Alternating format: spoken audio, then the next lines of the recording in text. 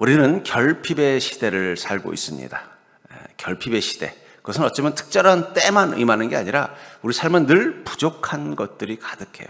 저는 그래서 이 부족한 것이 가득한 이유를 창세기 3장 17절부터 19절에 보면은 아담과 하와가 하나님 앞에 범죄한 이유, 하나님께서 그들을 죽이시는 대신에 그들의 삶의 재앙으로서 저주를 내리십니다. 그 저주의 내용은 이런 것이죠. 아담에게 이르시되 내가 내 아내의 말을 듣고 내가 네게 먹지 말라 한 나무의 열매를 먹었은즉 땅은 너로 말미암아 저주를 받고 너는 내 평생에 수고하여야 그 소산을 먹으리라. 땅이 내게 가시덤불과 엉겅퀴를 낼 것이라. 내가 먹을 것은 밭의 채소인즉 내가 흙으로 돌아갈 때까지 얼굴에 땀을 흘려야 먹을 것을 먹으리니 내가 그곳에서 취함을 입었음이라. 너는 흙이니 흙으로 돌아갈 것이니라 하시니라. 우리가 평생 수고해야 간신히 그 소산을 먹을 것이고 땅을 열심히 갈면 거기서 얻어지는 좋은 것은 좋은 것보다는 가시덤불과 엉겅퀴, 우리를 더 힘들고 낙심케 하는 거예요. 그래서 그럴까요? 참 저는 농사는 져보지 않았지만 농부들이 하는 얘기면 신기해요. 인간에게 유익하고 좋은 채소들은 돌봐주고 가꿔줘야 잘 자랍니다. 근데 잡초들은요 그냥 건드리지 않아도 잘 자란대요. 그래서 채소들은 돌봐줘야 되고 잡초는 계속 뽑아줘야 그 밭이 가을에 풍성한 열매를 거둔다고 말합니다. 저는 이 창세기 3장에 있는 말을 이 경제학적인 관점에서 보면 결국은 인간의 땅은 늘 어떻다는 거예요? 부족하다는 거예요. 부족하다는 거예요. 여러분들 옛날에 우리 게임할 때 보면 의자 앉기 게임 아세요? 가운데다 의자를 이렇게 놓고 바깥에서 노래를 따라 부르다가 스탑 하면 가서 의자에 앉아요. 근데 늘 의자를 밖에 있는 사람보다 한 개 적게 만듭니다. 그럼 한 개가 적기 때문에 어떻게 돼요? 내가 앉을 의자를 놓치지 않기 위해서 노래를 불러도 춤을 춰도 거긴 관심 없고 뭐만 있어요? 의자에만 관심이. 그러다가 딱 뭐 호각 소리가 들리거나 하면은 그때 총알같이 의자에 앉으면 어떻게 돼요? 안도의 한숨을 쉬어요. 그리고 의자를 못 찾은 사람은 어떻게 돼요? 천상 그 모임에서 거기서 나와야 돼요. 그러고 나면 이제 편안해질 것 같죠? 또 일어나면 의자가 또 한 개 비는 거예요. 결국 의자 하나 남을 때까지 어떻게 돼요? 계속 도는 것처럼 인생은 이미 아담과 하와의 범죄로 말미암아 이 우주적인 타락이 일어났을 때 우리가 이 땅에서 경험하는 것은 결핍이 사라지지 않는 세상이라는 거예요. 그 결핍을 우리가 막기 위해서 열심을 다해 살지만 그러나 여전히 우리 안에 결핍은 사라지지 않습니다. 그러면서 병이라는 것은 육의 결핍이며 기근이라는 것은 자원의 결핍이고 상처라는 것은 사랑의 결핍이고 공허라는 것은 영혼의 결핍이에요. 그러니까 우리가 자꾸 병이 된다는 건 뭐예요? 우리 육이 결핍된 육이기 때문에. 여러분들 예수님께서 우리를 새로운 몸으로 부활케 하면 그 몸은 결핍이 없는 몸입니다. 그래서 어떻게 돼요? 병들지도 않고 늙지도 않고 상함당하지도 않는 몸으로 바뀐다고 말하고 있어요. 왜 우리는 늘 기근에 처할까요? 자원이 부족해서 그런 거예요. 자원이 부족하니까 늘 기근 가운데 있는 것입니다. 왜 우리는 상처받을까요? 사랑이 부족해서 그래요. 사랑이 넘치면 상처받지 않습니다. 그래서 여러분, 사랑을 많이 받는 사람은 상처를 잘 안 받아요. 설령 어디 가서 누군가에게 상처받는 말을 받아도 다른 데 가서 사랑을 충분히 받은 사람은 그게 금방 아물어요. 근데 평소에 사랑을 받지 못한 사람은 조그마한 것에도 심한 마음의 상처를 받습니다. 결국은 사랑의 결핍이 상처라는 거예요. 왜 우리는 공허할까요? 우리 영혼이 결핍되어져 있기 때문에. 결국은 이 땅의 결핍은 이 땅에서 채울 수 없다는 것을 깨닫는 게 인생에서 얻는 지혜라면, 반대로 예수님께서 이 땅 가운데 오신 목적은 뭐라는 거예요? 우리의 결핍을 채워주시는 것입니다. 구원이라는 것은 육의 결핍을 채워주셔서 다시는 병들지 않는 육을 만들어주시는 것이고, 자원의 결핍을 채우셔서 우리가 다시는 굶주리고 배고프지 않은 인생을 살 수 있도록 기쁨과 만족의 삶을 살게 하는 것이고, 또 사랑의 결핍을 채워서 우리가 상처받는 것이 아니라 늘 감사하고 기뻐하는 자가 되게 하시며, 우리 영혼의 결핍을 채워서 우리가 늘 주님과 하나가 되는 그 기쁨, 그 충만함을 경험할 수 있도록 만들어주는 것이 이 구원의 패키지 속에 있다면, 결국은 우리의 결핍을 채우는 것은 예수 그리스도의 사랑뿐입니다. 근데 그 주님께서 그 결핍을 채우시는 그 은혜를 누구에게 주는가? 여러분, 사르반 여인의 결핍은 기근이었어요. 근데 그 기근이 언제 채워졌어요? 엘리야가 그녀의 집에 머물 때부터입니다. 엘리야가 그녀의 집에 머문다는 건 뭘 말하는 거예요? 엘리야가 가지고 있는 위대한 사명을 위해서 누구라는 공간을 쓴 거예요? 사르반 여인이라는 집이라는 공간을 쓴 것입니다. 제가 상해에 한번 우리 목사님들과 함께 갈 일이 있었는데 거기 상해 임시정부를 가봤어요. 난 임시정부라고 해서 되게 기대하고 갔더니 그냥 좀 한 2층 집, 좀 크기가 있는 넉넉한 집이더라고요. 누군가의 집을 어떻게 해요? 빌려서 얻어서 거기서 뭘 하는 거예요? 대한민국의 독립을 위해서 함께 싸우는 애국 지사들이 모여서 함께 고민하고 또 먼 곳에서 온 사람은 거기 잠도 자고 배가 고프면 밥도 먹고 하면서 어떻게 해야 돼요? 이 대한민국의 독립을 위해서 고민하는 사람들이 모여 있었기 때문에 그곳은 정부가 되고 위대한 곳이 되는 것처럼 사르반 여인의 집에 엘리야가 왔기 때문에 단순히 그 사르반 여인의 그 결핍을 채우기 위해 온 것이 아닙니다. 엘리야의 사명을 누가 돕게 하기 위해서요? 이 사르반 여인이 돕게 하시기 위해서 주님은 이 사르반 여인의 집에 엘리야를 보낸 것입니다. 그때부터 그녀의 집의 쌀떡은 비워지지 않습니다. 기근의 결핍이 채워졌다는 거예요.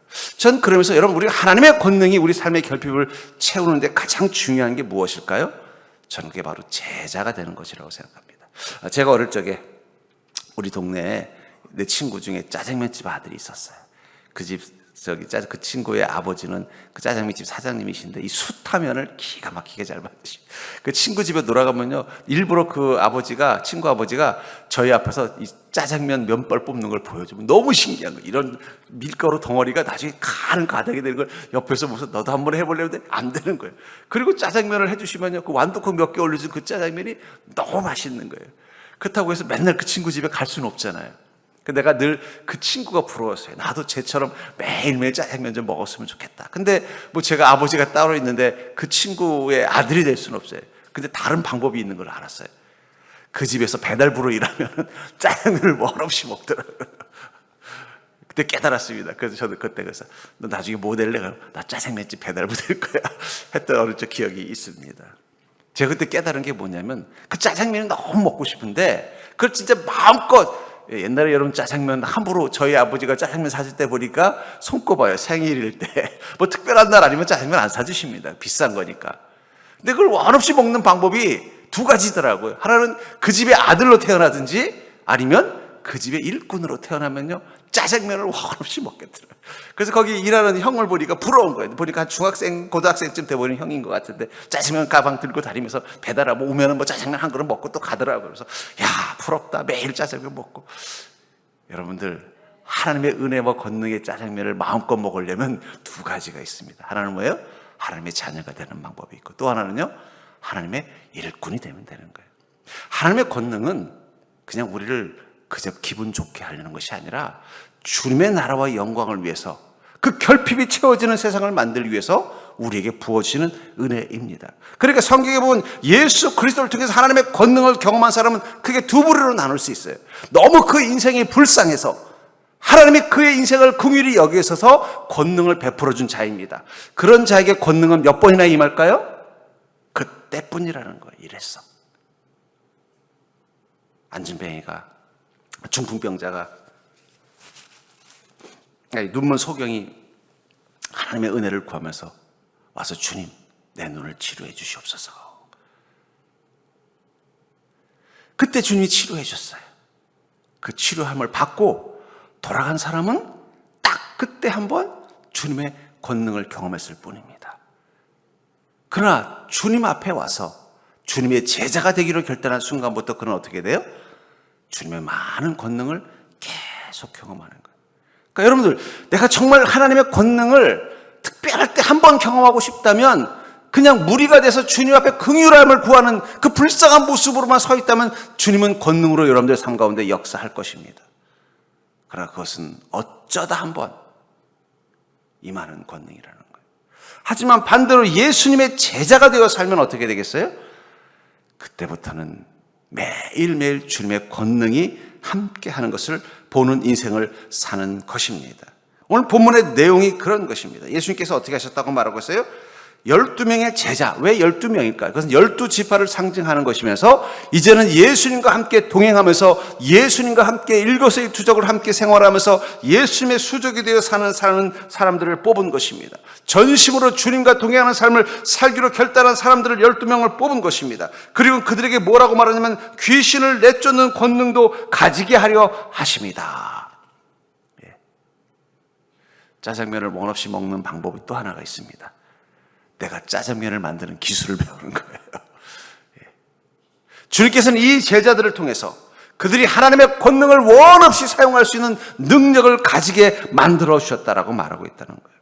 여러분들, 왜 주님, 내 인생을 채우는 결핍이 부족함, 그 인생의 결핍을 채울 수 있는 왜 권능이 나에게는 뜸합니까? 라면은 나는 주님 앞에 어떤 모습으로 보이느냐? 그 우연히 길을 가다가 만난 그 불쌍한 어떤 사람, 주님께 긍휼을 구하는 어떤 사람으로만 주님 앞에 서 있다면 우리가 주님께 받는 그 결핍을 채우는 권능은 일회적인 것일 뿐이라는 거예요. 그러나 우리가 예수 그리스도의 제자가 되어 살기로 결단하면 그때부터는 어떻게 된다는 거예요? 매일매일 짜장면집에서 아침, 점심, 저녁으로 짜장면을 배채우는 그 일하는 일꾼처럼 주님의 권능이 내 삶 가운데 풍성하게 나타나는 것을 경험하는 거예요. 여러분들, 정말 기근의 때에 너무 힘들어 죽을 것 같을 때 내 인생의 쌀떡을 채워주는 사르반 여인으로 사는 게 행복할까요? 아니면 주님의 나라와 영광을 위해서 매일매일 살다 보니까 하나님께서 끊임없이 그 권능을 부어주는 엘리야처럼 사는 게 더 행복할까요? 어떤 게 더 행복할까요? 분명한 건 우리 인생 가운데 하나님이 함께 계시고 내 인생의 결핍을 채우시는 그분이 늘 나와 함께 있다는 걸 깨닫는 방법은 우리가 엘리야와 같은 모습으로 살기로 결단하는 것입니다. 전 그러면서 제자로 살 때 우리 인생 가운데 임하는 하나님의 권능, 우리 삶의 결핍을 채우는 하나님의 권능은 분명히 풍성하고 특별한 줄 믿으시기 바랍니다. 그렇다면 그 하나님의 권능이 우리 인생 가운데 결핍을 채워지는 이 삶을 위해서 우리가 제자의 삶을 산다는 건 어떤 것일까요? 저는 그것을 통해서 여러분들이 지금 내 삶이 어떤 모습인지, 나는 정말 그 제자의 삶을 사는 자인지 아니면 주님의 은혜를 구하는 그 불쌍한 많은 무리들 중에 하나의 모습으로 사는 자인지를 돌아보시기를 주의 이름으로 축복합니다. 먼저 하나님의 권능은 제자의 영성을 가진 자에게 임한다는 사실을 기억하시기 바랍니다. 15절에 보니까 귀신을 내쫓는 권능도 가지게 하려 하심이라. 이 제자들 12명을 부르신 걸로 끝나는 게 아니라 어떻게 하셨다고 말하고 있어요? 귀신을 내쫓는 권능도 가지게 했다를. 그럼 왜 이 제자들에게 귀신을 내쫓는 권능을 가지게 했을까요? 그 사람들이 귀신 들려서가 아니에요. 그 사람들을 통해서 귀신 들린 자들이 치유함을 받게 하기 위해서라는 거예요. 사도행전 1장 8절에 보면 오직 성령이 너에게 임하시면 너희가 권능을 받고 예루살렘과 온 유대와 사마리아와 땅끝까지 이르러 내 증인이 되리라. 주님께서 성령이 임하면 어떻게 된다고 말씀하고 있어요? 권능을 받는데요. 그 권능은 어떤 권능이라는 거예요? 증인이 되어 살 수 있는 능력을 가진 권능이 되게 하신다라고 말하고 있다는 것입니다. 그러면서 여러분들, 이미 성령님이 임한 자들은 예수 그리스도의 제자가 된 자라는 사실을 기억하시기 바랍니다. 처음에 예수님께서 불렀던 제자는 12명이었다면 사도행전 1장에서 말한 그 제자는 12명이 아닙니다. 5,000명이에요. 5,000명. 마가의 다락방에 모여 있었던 그 5,000명이 다 예수님의 제자가 된 것입니다. 그들은 다 권능을 받고 어떻게 해요? 그 권능을 가지고 나가서 다른 사람들에게 예수 그리스도를 증언하는 증인의 삶을 살게 됐다라고 말하고 있는 것입니다. 결국은 제자의 그 권능은 제자로 살기로 결단했을 때부터 임하는 것입니다. 어쩌면 예수님을 따르던 자들은 12명이 아니라 더 많았을지도 몰라요. 70문도가 있다는 이야기도 있습니다만, 그 중에 예수님께서 혹시 어쩌면 가룟 유다 대신에 다른 누군가를 제자로 세우려고 했는지도 몰라요.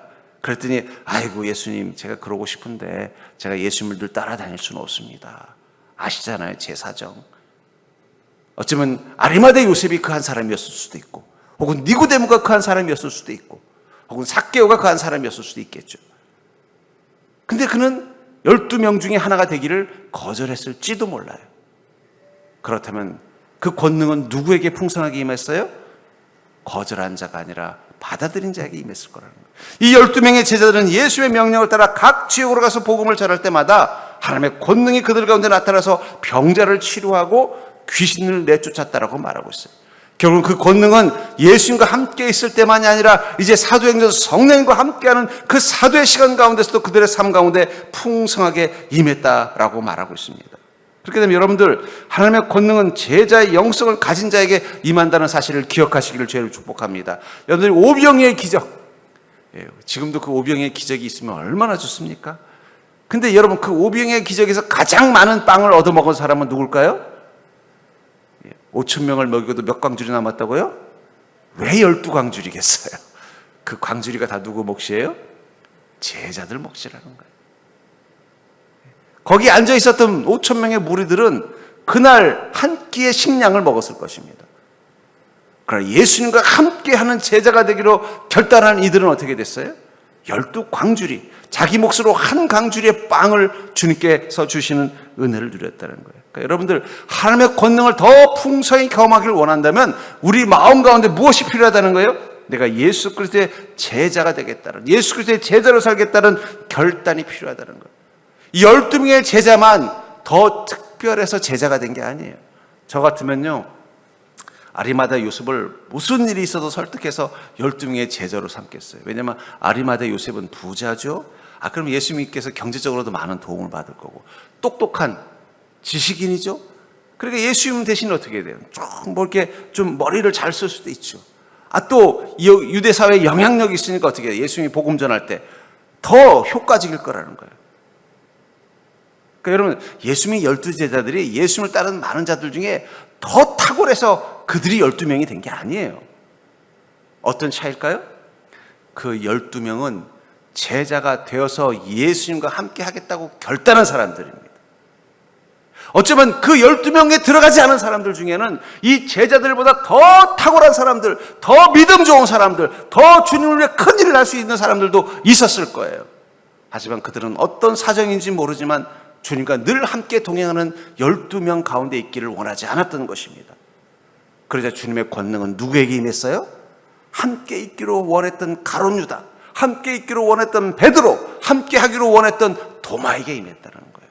그러니까 여러분, 하나님의 권능은 우리의 믿음, 우리의 성품, 우리의 능력을 따라 임하는 것이 아니라 우리가 어떤 자가 되기를 원하느냐. 주님, 내가 예수님의 그 12제자 중에 하나와 같은 자가 되어 무엇을 하든 어디 있든 주님과 함께 동행하는 제자의 영성으로 살겠다라고 고백할 때부터 하나님의 권능은 우리 삶 가운데 풍성하게 임한다는 사실을 믿으시기 바랍니다. 그런 의미에서 주님은 지금 우리에게 이렇게 물으실 것 같아요. 너는 나를 누구라 하느냐가 아니라 너는 너 자신을 누구라고 생각하느냐. 저는 주님의 제자입니다. 어찌보면 베드로에게 너는 나를 누구라고 생각하느냐라고 물어봤던 이 질문은 반대로 그렇게 생각하는 너는 나에게 누구라고 생각하느냐는 질문일 수도 있어요. 주는 그리스도시요 살아계신 하나님의 아들이십니다라는 고백을 하는 것은 뭐예요? 나는 주님을 나의 그리스도로, 나의 살아계신 하나님으로 모시고 살겠다는 고백이 들어있는 것입니다. 그 고백 가운데 주님께서 무엇을 주셨어요? 천국의 열쇠를 주셨다는 거예요. 그게 권능입니다. 전 그러면서 여러분들이 주님 앞에서 제자로 살겠다라는 고백이 있는 믿음 되기를 주의 이름으로 축복합니다. 그렇다면 그 제자로 산다는 건 뭐예요? 바로 그 제자에게 임한 하나님의 권능은 전도자의 삶을 가능하게 만들어주는 능력이라는 거예요. 왜 그럼 우리가 제자로 살겠다고 결단했을 때 주님께서 우리에게 능력을 주시느냐? 그 능력을 가지고 어떤 삶을 살게 하시길 원하신다는 거예요? 전도자의 삶을 살기를 원하신다는 것입니다. 14절에 보니까 이에 12를 세우셨으니 이는 자기와 함께 있게 하고 또 보내사 전도도 하며, 예수님과 함께 하면서 또 뭘 한다고요? 보내사 전도도 하는 자가 됐다는 거예요. 전도자는 어떤 사람들입니까? 예수님을 대신해서 복음을 전하는 그 영적인 싸움을 하는 자들입니다. 저는 이 사도행전을 볼 때마다 무슨 생각이 드는 줄 아세요? 예수님께서 이 사도들을 바라보면서 어떤 마음이었을까? 아마 이럴 것 같아요. 아이고, 내가 가야 되는데 네가 고생이 많다. 사도 바울이 돌에 맞이고 감옥에 갇혀서 주님을 찬양하고 경배할 때 주님은 뭐라고 말할까요? 아이고, 내가 맞아야 되는데 네가 고생이 많다. 주님은 그 사도들이 예수님께서 보내신 그 보내심을 가지고 전도자의 삶을 살아갈 때 어떤 눈으로 바라보신다는 거예요? 아이고, 내가 가야 되는데 네가 고생이 많다. 이 마음 가지고 보신다는 거예요. 그러니까 어떻게 했어요? 더 은혜를 베풀지 않겠습니까? 힘든 일을 내 대신 하는데 당연히 어떻게 돼요? 더 은혜를 베풀지 않겠어요? 우리가 인간적으로도 그렇잖아요. 내가 지금 어떤 곤란한 일을 해야 되는데 내가 그 일을 감당할 시간이 없는데 갑자기 동생이나 혹은 자녀가 아버지 내가 대신할게요. 아이고 형님 내가 대신할게요. 그럼 어떻게 되겠어요? 너 그래도 되겠냐? 뭐 형님 지금 몸도 안 좋은데 내가 대신 가서 좀 힘들더라도 감당할게요. 그럼 여러분도 어떻게 하세요? 가서 고생해라 이럽니까? 아이고 미안해서 어떡하냐. 그래서 용돈도 더 주는 거고. 하나님의 권능은 우리가 예수님의 제자로서 전도자의 길을 가겠다고 말하실 때 주님께서 그 길을 감당할 수 있도록 능력이 되어주는 것입니다. 왜냐하면 전도자로 가서 그곳에서 만나는 자들은 어떤 사람들이에요? 결핍의 고통 가운데 있는 사람들이기 때문에 육신의 결핍, 마음의 결핍, 삶의 결핍, 영혼의 결핍, 그들의 결핍을 채울 수 있는 것은 하나님의 은혜와 사랑뿐이기 때문에 그 전도자들에게 그 결핍을 채우는 능력을 부어주시는 것입니다. 예수님도 어떻습니까? 마가복음 3장 10절부터 11절에 이는 많은 사람을 고치셨으므로 병으로 고생하는 자들이 예수를 만지고자 하여 몰려왔음이더라. 더러운 귀신들도 어느 때든지 예수를 보면 그 앞에 엎드려 부르짖어 이르되 당신은 하나님의 아들이니이다. 예수께서 이 일들을 행하셨던 곳은 주로 가버나움입니다. 나사렛에서 그리 멀지 않은 곳이에요. 예수님이 30년 동안 나사렛에 살 때 몫으로 일했다면 아마 예수님은 나사렛에만 있지는 않았을 거예요. 집을 지으려면 가버나움에도 갔을 것이고 또 원자재를 구하려면 또 가버나움에 가서 목재를 구할 때도 있었을 것이고 또 배를 또 이 바닷가에 가서는 배를 만드는 일도 도와줬을 거예요. 그때는 주님의 권능이 나타났다는 어떤 기록도 성경에 없다라는 거예요. 성경에 기록하고는 예수님에 대한 그 30년의 흔적은 예수님께서 지혜로우신 분이셨다는 거예요. 예수님이 태어나실 때 하나님이심을 하나님께서 보여주셨다는 거. 예수님이 어떤 권능을 가지고 있었다는 걸 한 번도 보여주지 않았어요. 첫 번째로 그 권능을 보여준 장면이 바로 가나 혼인잔치예요. 그때 주님이 뭐라고 말씀하세요? 어머니, 내 때가 이르지 않은 줄 모르십니까? 이 말은 뭐예요? 권능을 행할 준비가 되어 있지 않다라는 거예요. 그러면 예수님께서는 그 권능을 언제부터 행하신다는 거예요? 전도자의 길을 갈 때부터 시작한다는 거예요. 그러니까 어쩌면 그 가나 혼인잔치에서 물을 포도주로 바꾼 이 사건은 이제 예수님이 전도자의 길을 가도록 시작하는 스타트와 같은 것이 됐다는 거예요. 그때부터 예수님에게서 권능이 나타나는 거예요. 이상하잖아요? 예수님은 하나님이십니다. 그럼 예수님 안에 권능이 늘 있다면 어릴 때부터 나타났어야죠. 헤라클레스처럼 뱀을 한 손으로 잡아 죽이기도 하고, 삼손처럼 그냥 사자를 갖다가 그냥 막 찢어서 막 죽이기도 하고, 막 무슨 홍길동처럼 막 무리를 걸어 다니기도 하고. 근데 주님이 전도자의 길을 가기 이전의 삶 속에서는 그분이 권능을 가지고 있다는 어떤 증거도 나타나지 않았다는 거예요. 왜냐하면 권능의 목적이 뭐기 때문이에요? 그것은 세상의 결핍을 하나님의 은혜와 사랑으로 채우는 전도자의 삶을 위해서 주님이 주는 능력이기 때문이에요. 그러니까 여러분들에게 하나님의 권능이 풍성하다는 건 뭘 말하는 거예요? 그걸 가지고 전도자의 길을 가라는 뜻이라는 거예요. 전도자는 아까도 말한 것처럼 세상의 그 결핍을 주님의 사랑과 권능으로 채우는 것입니다. 복음은 그 영혼의 결핍을 채워서 그 공허의 지옥으로부터 벗어나게 만들 것입니다. 예수 그리스도는 그 사랑은 그들의 마음의 사랑의 결핍을 채워서 그들의 마음을 치유할 것입니다. 주님의 은혜는 그들이 간구하고 기도할 때마다 그들의 기근을 채워주는 은혜를 경험할 것입니다. 주님의 손길은 그들의 아픈 몸을 치료하고 회복시켜 줄 것입니다. 전도자의 삶, 거기에 주님께서 권능을 주시는 거예요. 그 일을 감당할 수 있도록. 하나님이신 예수님도 그 일을 감당하기 전에는 그 권능을 사용하시지 않으셨어요. 하지만 이제 본격적으로 전도자의 길을 가는 그 순간부터는 어떻게 했어요? 그 전에 그냥 일개 평범한 몫으로 살 때 지나다녔던 그 길거리에서 수많은 병자들을 치료하고 수많은 귀신 들린 자들을 고쳐내시는 다른 예수님으로 서 있었다라는 거예요. 왜 그렇습니까? 이제는 그분은 전도자의 삶을 사는 자가 되었기 때문입니다. 그렇기 때문에 여러분들, 우리가 어떤 마음을 가지고 우리 인생의 길을 가느냐. 목수 예수로 평택에 살 때는 예수님에게서 권능을 발견한 자가 없었을 것입니다. 그러나 복음을 전하시는 전도자, 이 땅을 구원하기 위해 복음이 되어주시는 전도자 예수로 평택에 살면 그때부터 평택에서는 많은 권능을 경험할 거예요. 마찬가지라는 것입니다. 그저 내 인생을 살아가는 평범한 인생, 그리스도인으로 이 평택 땅에서 산다면 우리는 주님의 권능을 내 삶 속에서 많이 만나지 못할 거예요. 하지만 내가 이곳에서 예수 그리스도를 대신하여서 보냄받은 전도자라는 정체성을 가지고 나아가면 그때부터 하나님의 권능이 임하는 것입니다. 여호수아가 여리고성을 정복하러 간 것은 자신의 욕망을 위해서가 아니에요. 내가 저 성을 정복해서 성주가 되겠다는 욕망이 있는 게 아니에요. 내가 이 가란을 정복해서 왕이 되겠다는 욕망을 가진 자가 아닙니다. 주님의 사명, 주님의 명령을 감당하려는 그 이유 하나 때문에 그 성을 정복하러 가는 순간 하나님은 그 앞에 하나님의 군대장관을 먼저 보내셨다라는 것. 권능으로 함께 하시더라는 것.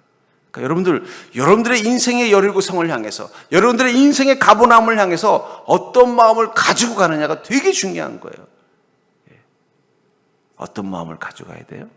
나는 주님의 제자로서 전도자의 삶을 사는 자다. 내가 만나는 그들의 결핍을 예수 그리스도를 통해서 채우는 그 사명을 위해서 존재한다고 생각하면서 나아가야 된다는 거예요. 제가 새벽 설교, 다음 주 새벽 설교를 준비하면서 이렇게 말씀드렸어요. 그리스도인의 인간관계는 친밀하기 위해서가 아니라 진실되게 하기 위해서 만나는 것이다. 여러분, 우리는 친해지려고 만나는 게 아니에요. 자꾸 착각하시면 안 돼요. 교회에서 친해지려고 하면 안 돼요. 진실되어져야 된다는 거예요. 진실되어져. 그래야 거기 무슨 일이 일어나요? 사명의 능력이 나타나는 거예요. 예수께서는 제자들에게 나를 따라오너라. 내가 너희를 사람을 낚는 어부가 되게 하리라. 사람을 낚는 어부의 반대는 뭘까요? 그것은 돈을 낚는 어부죠. 무슨 차이예요? 물고기 팔아서 돈을 벌고 그 번 돈 가지고 집을 사고 가정을 돌보고 내 인생을 풍요롭게 사는 게 목적이라면 그 어부는 돈을 낚는 어부일 것입니다. 근데 예수 그리스도 통해서 이제 어떻게 되는 거예요? 그게 주 목적이 아니라 영혼을 구하는 그 사명을 갖게 되면 사람을 낚는 어부예요. 바울은 텐트 메이커라는 것은 아마 천막이나 옷감들을 떼어서 그것을 파는 직업을 가졌던 것 같아요. 우리로 치면 포목접이나 어디 천막사 같은 걸 하신 거예요. 예. 만약에 바울이 그걸 통해서 돈을 낚는 어부가 되려고 했으면 어떻게 됐겠어요? 다 열심히 해가지고 분점도 만들고 또 로마에도 또 지점도 하나 만들고 또 바울은 또 얼마나 많은 사람들이 있었습니까? 로마에도 지점도 만들고 뭐 이렇게 했겠죠. 하지만 바울 목사는 그렇게 하지 않았습니다. 왜냐하면 그분의 목적은 뭐예요? 사람을 낚는 어부이기 때문이에요. 그것은 그냥 그 일을 위해서 필요한 하나의 방법인 거예요. 그러니까 어떻게 돼요? 바울 목사님이 텐트를 팔아서 돈을 벌었는지 안 벌었는지 성경에 나와 있지 않습니다. 하지만 그 텐트를 만들면서 많은 영혼들을 구원했습니다. 그 일 가운데 성령의 역사가 엄청나게 나타났을 거예요.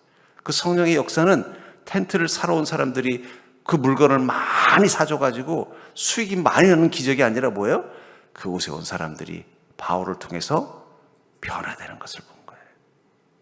사람을 낚는 어부. 그러니까 여러분들, 우리는 부자가 되기 위해서 인생을 사는 자가 아닙니다.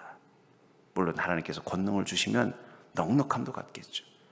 우리는 우리 인생을 통해서 사람들을 부자가 되게 만드는 자예요. 영혼의 부자, 삶의 부자로 만들어가는 그 사명을 가지고 나가는 순간 하나님은 그것을 감당할 수 있도록 능력이 되어주는 것입니다.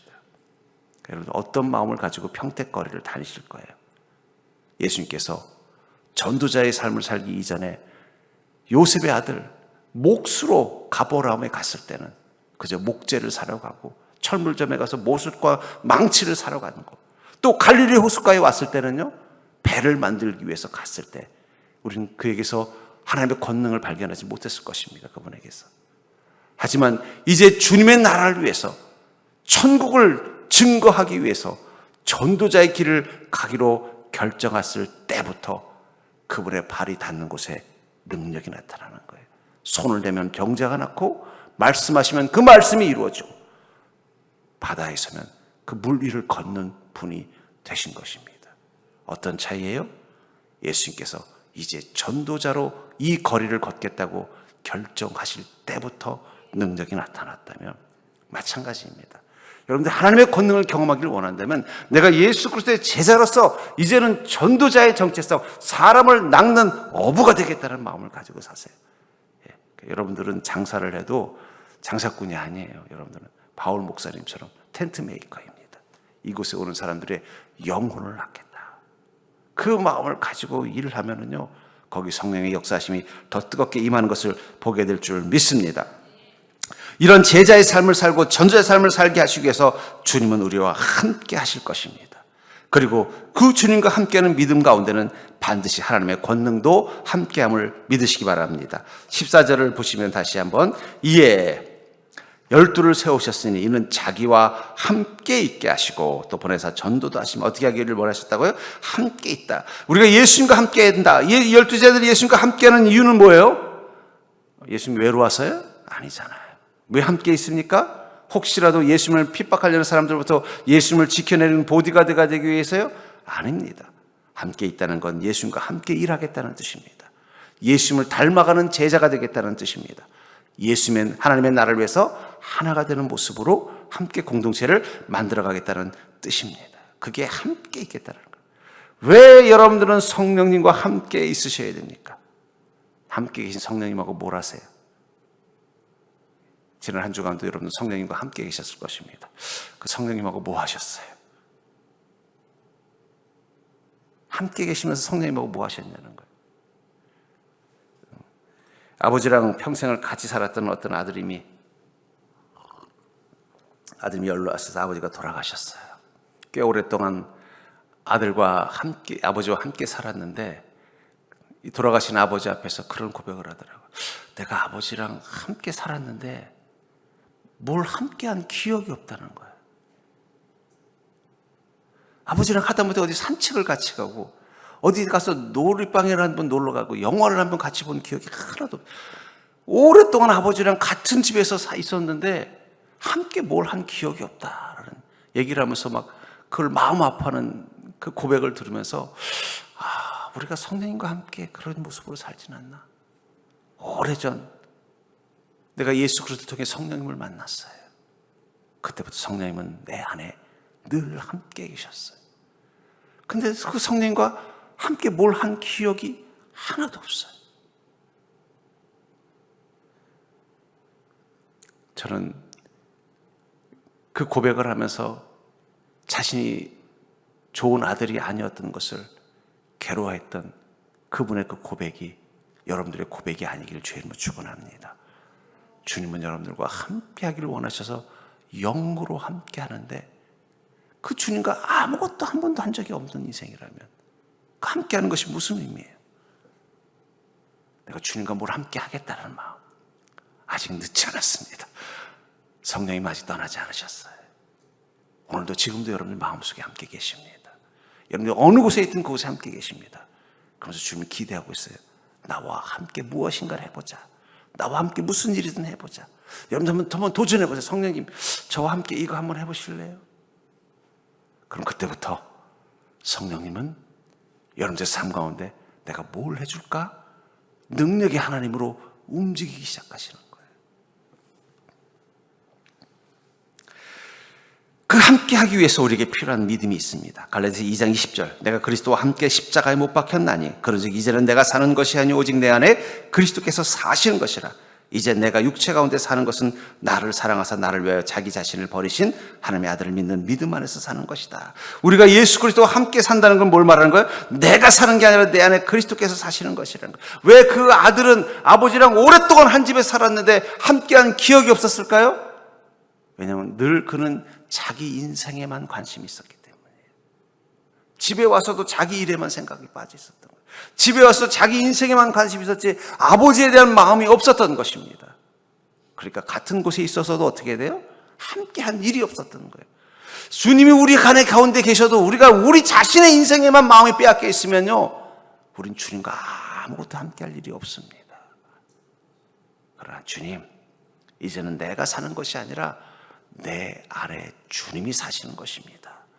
이 고백을 하고 주님께서 무엇을 하기를 원하시는지를 관심을 가지고 주님이 행하심 앞에 나 자신을 맡기겠다는 믿음으로 나아가면 그때부터 주님과 함께 할 일들이 보이기 시작합니다. 그리고 그 일들을 이뤄나가는 과정 가운데서 얼마나 크고 강력한 은혜와 능력으로 주님이 나와 동행하고 계시는지, 나와 함께 계신 그 하나님이 얼마나 위대한 분인지를 우린 삶 속에서 경험하기 시작하는 거예요. 여러분, 예수님의 제자로 주님과 함께 하기로 했으면 주님의 권능을 좀 경험하고 살아야 되지 않겠습니까? 그 주님의 그 놀라운 은혜와 권능을 한번 여러분의 삶 가운데서 경험해 봐야 되지 않겠냐는 거예요. 저는 그게 권능이라고 생각합니다. 그럴 우리에게 필요한 가장 중요한 건 뭐라고요?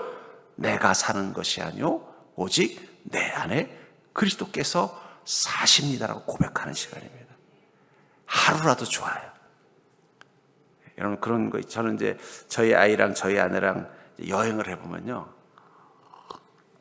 참 부부고 내 뱃속에서 나왔지만 어쩌면 그렇게 취향이 다른지 여행을 하면 절반이 싸웁니다. 어디로 갈까? 무엇을 먹을까? 오늘 하루 뭘 보낼까? 다 달라요. 근데 이제 주로 여행 계획을 제가 짜거든요. 그럼 주로 누구의 스타일에 맞춰요? 제가 좋아하는 스타일에 맞추는 거예요. 근데 여행을 내가 그렇게 열심히, 운전도 내가 하고 돈도 내가 다 내고 모든 수고는 다 했는데 여행 끝나고 나면 불평이 많은 거예요. 그래서 뭐가 문제일까 하다가 한번 룰을 정했어요. 야, 우리 적어도 먹는 거 하나만은 돌아가면서 자기가 정하기로 하자. 그래서 아침은 내가, 점심은 우리 아내가, 저녁은 우리 딸이 각자 정하도록 했어요. 그게 자기 입에 안 맞아도 그냥 먹기로. 그래도 만족도가 달라지더라고요. 그 다음부터 제가 생각을 바꿨습니다. 내가 지금까지 함께 여행했다고 하지만 내가 하고 싶은 여행이 어떻게 된 거예요? 들러리를 세웠구나. 그러니 돈은 돈대로 쓰고 운전은 운전대로 다 하고 수고는 수고대로 했는데 여행 재미없었다고 불평소리만 듣는 거예요. 갔다 오면 내가 다시는 여행 가나 마나. 그리고 또 짜고 있는 거예요. 생각을 바꿨어요. 우리 아이가 어떤 여행을 하고 싶어 하나. 그걸 좀 일찍 깨달았어야 됐는데 다 키워놓고 깨달은 거예요. 전에 어디 제주도 여행을 가도 제가 좋아하는 코스로 횟집으로 해서 이런 데만 별로더라고요. 그런데 한 번은 여행을 그 생각이 깨달은 거예요. 그래서 요즘 젊은 애들이 어떤 코스를 좋아하나 봤더니 뭐 어디 야시장, 뭐 무슨 자전거 그렇더라고요. 그래서 뭐 자전거 제주도까지 와서 이런 걸 해, 이런 거 서울이나 어디 근처에 가도 하는데, 그래서 큰맘 먹고 한번 해봤어요. 솔직히 저는 재미없었어요. 근데 우리 아이가 너무 좋았더라는 거예요. 그때 제가 깨달았습니다. 여러분들, 하루라도 좋아요. 이제는 내가 사는 것이 아니요 내 안에 그리스도께서 사시는 것이다. 오늘 하루는 내가 원하는 게 아니라 주님이 기뻐하시는 일만 한번 해보겠습니다. 한번 도전해 보십시오. 중요한 건 그때부터 하나님이 은혜의 지갑을 여는 거예요. 그 전까지는 그냥 제가 맛있는 거 사도 우리 아이는 그냥 피투성해가지고 그냥 먹고 그냥 가버렸어요. 근데 우리 아이를 원하는 걸 했더니 아빠 내가 낼게 하고 자기 지갑을 열더라고요. 속으로 제가 웬일이냐. 아빠한테 밥을 다 사주고. 무엇 때문이에요?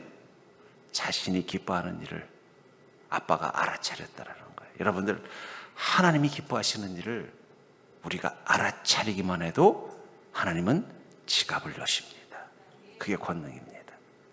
어쩌면 우리 인생의 이 결핍이 하나님의 은혜로 채워진다는 것을 알았다면 어떻게 하면 하나님이 그 은혜의 지갑을 열 수 있는가도 우리가 알아야 되지 않겠습니까?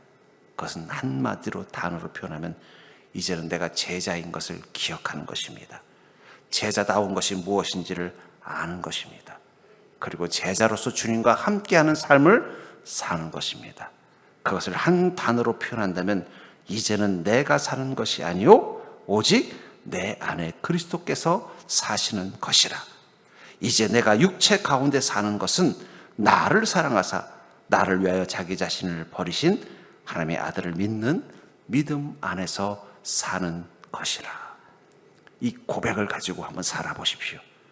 그럼 그때부터 여러분들과 함께 계신 그 하나님이 얼마나 위대한 권능의 하나님이신지를 여러분들을 얼마나 사랑하셔서 여러분 삶 가운데 충만한 권능으로 여러분들 인생의 결핍을 채워주시는 하나님인지를 여러분들은 분명히 깨닫게 될 줄 믿습니다. 여러분들 그 고백으로 한번 살아보는 인생 되길 주의 이름으로 축복합니다.